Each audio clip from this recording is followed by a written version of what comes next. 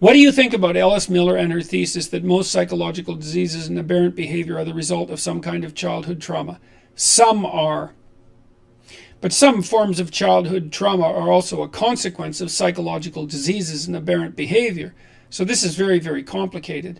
I'm more on the existentialist front with regards to these sorts of theories. So Alice Miller's thesis is basically Freud's thesis. Freud certainly posited that many forms of psychological distress were a consequence of childhood trauma of various sorts. I think the existentialist take on that is more accurate, which is that life in and of itself is sufficiently harsh and full of betrayal and other forms of malevolence to cause any number of psychological diseases and produce any amount of aberrant behavior. So I don't think it has to be, it's not as if we all had childhoods without trauma that we would have grown up to be perfect adults.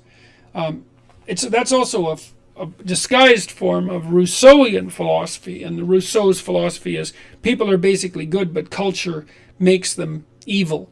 And that's not true. People are basically good and evil, and culture fortifies the possibility of both, adds strength to the possibility of both.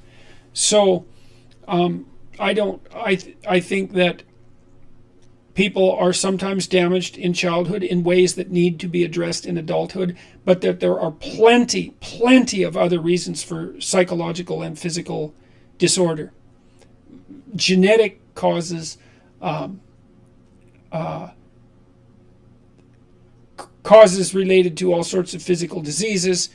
No, it's way too simple. It's way too simple a hypothesis. And it's caused an awful lot of trouble because a lot of simple-minded therapists always assume that if someone is having psychological problems in adulthood, it must be because they had childhood trauma. And everybody has an unhappy childhood to some degree, so you can always find something.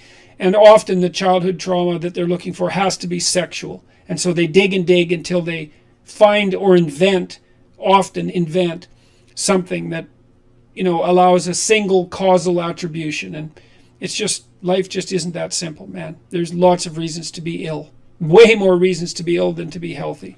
So